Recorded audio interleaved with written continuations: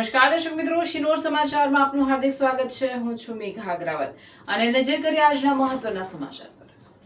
આમોદ તાલુકાના તણછા ગામ નજીક નેશનલ હાઈવે 64 પર આવેલા સોલાર પ્લાન્ટ પાસે વધુ એક ગંભીર અકસ્માત સર્જાતા હાઈવેની સુરક્ષા વ્યવસ્થાની ગંભીર ખામીઓ ફરી એકવાર સામે આવી છે।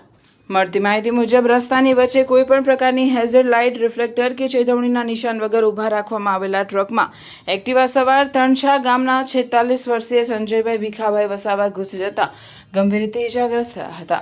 ઇજાગ્રસ્તને તાત્કાલિક 108 એમ્બ્યુલન્સ મારફતે આમોદ સામૂહિક આરોગ્ય કેન્દ્ર ખાતે ખસેડવામાં આવ્યા હતા।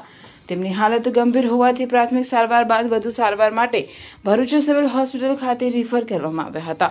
સ્થાનિકો અને પરિવારજનોએ આક્રોશ વ્યક્ત કરતા જણાવ્યું હતું કે હાઈવે પર ટ્રક ચાલકો મન ફાવે તેમ વાહનો પાર્ક કરી દે છે, પરંતુ તેમની સામે કડક કાર્યવાહી થતી નથી, જેના કારણે આવા જીવલેણ અકસ્માતો વારંવાર સર્જાઈ રહ્યા છે।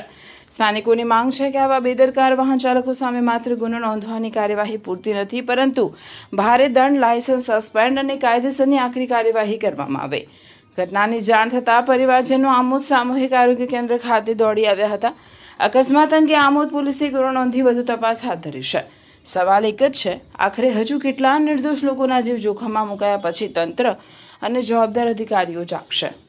રિપોર્ટર આદિલ ખત્રી, શિનોર સમાચાર ન્યૂઝ, ભરૂચ, આમોદ।